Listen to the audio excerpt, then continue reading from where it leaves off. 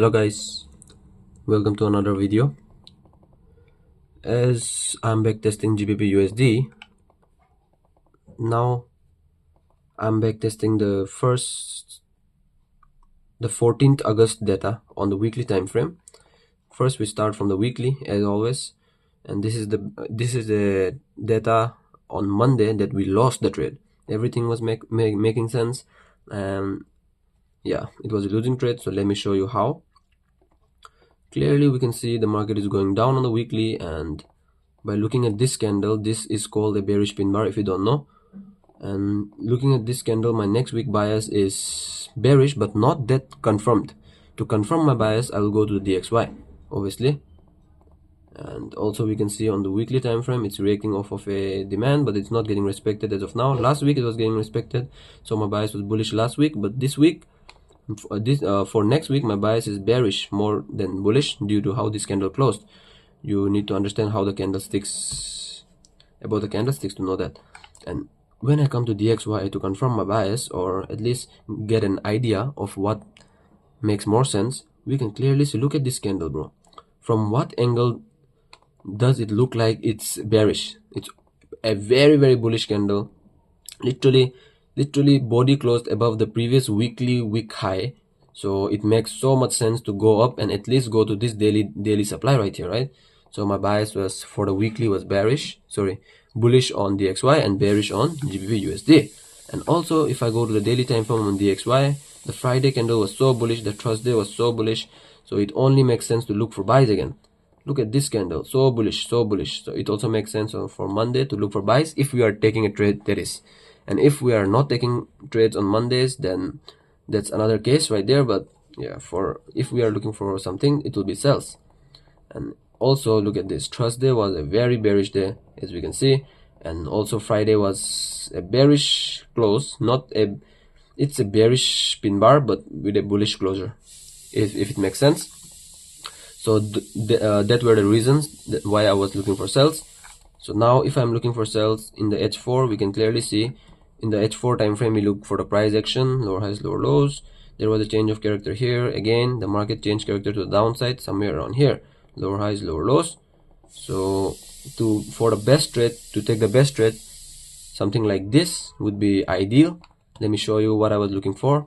If I go to the H1 time frame, 4 hours, obviously we are looking for sales, so we will draw supply order block right there.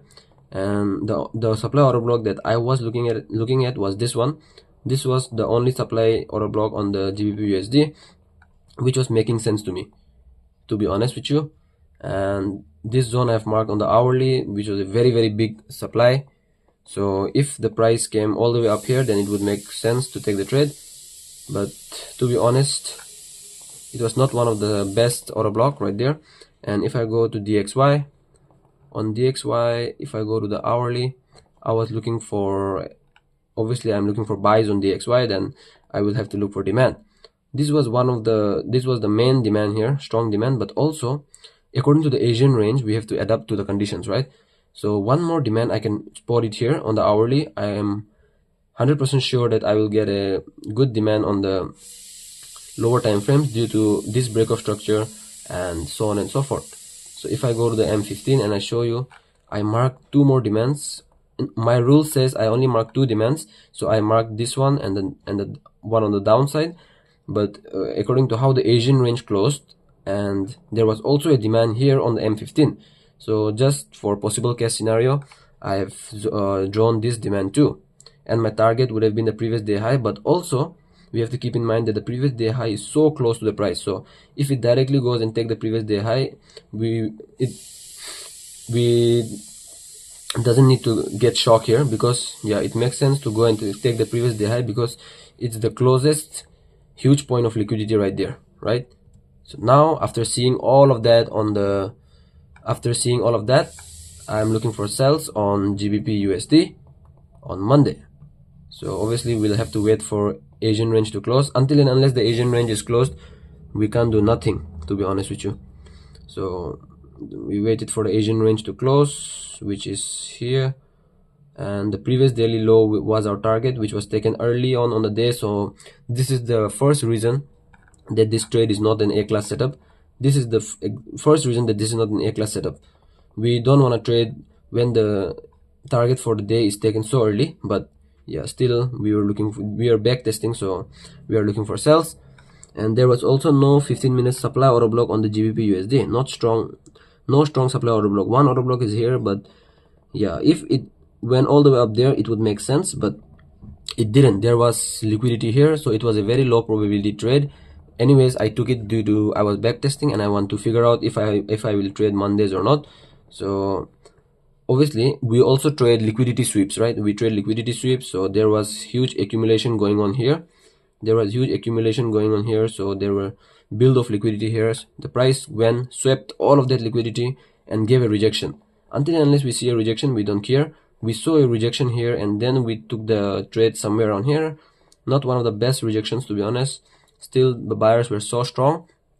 And if I go to DXY, then DXY was the main reason for this trade was DXY. Literally, the DXY came to my mark demand zone. It gave a bearish closure, and also look at this bullish candle. After seeing a bullish engulfing candlestick like this, engulfing the previous 3 candles, it makes sense to go up, yeah. So I was looking for buys on DXY, so that contradicts with GBP USD for sells, yeah. So I was looking for sells, so a sweep of this liquidity right here, so it only makes sense to go down for me at least. So I took a sell. Yeah, I was in profit for some time. It was a 1:1. Might be I would not be break even yet. It might be a break even trade, but no, to be honest, it was not a break even trade. It stopped us out, yeah. It stopped us out, and then again it gave a fake reaction here. 2 inducement. There was 1 inducement here, 2nd inducement here, and the 3rd time on 16/15. It was pre-New York.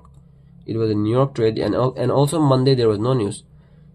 The reason why I was forcing, or you can tell I was looking for a trade on Monday, was there was no news on Monday, yeah.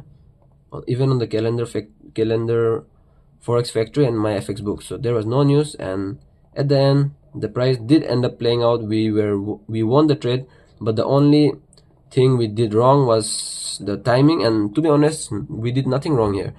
This is just a losing trade in the strategy, and losing is a part of the game. So yeah, we risk a certain amount. That's why we risk 2%. If we risk 2%, to be honest, looking at the trade criteria right here, I would only risk 1% in this trade, in these kinds of trades, because it's not a high probability.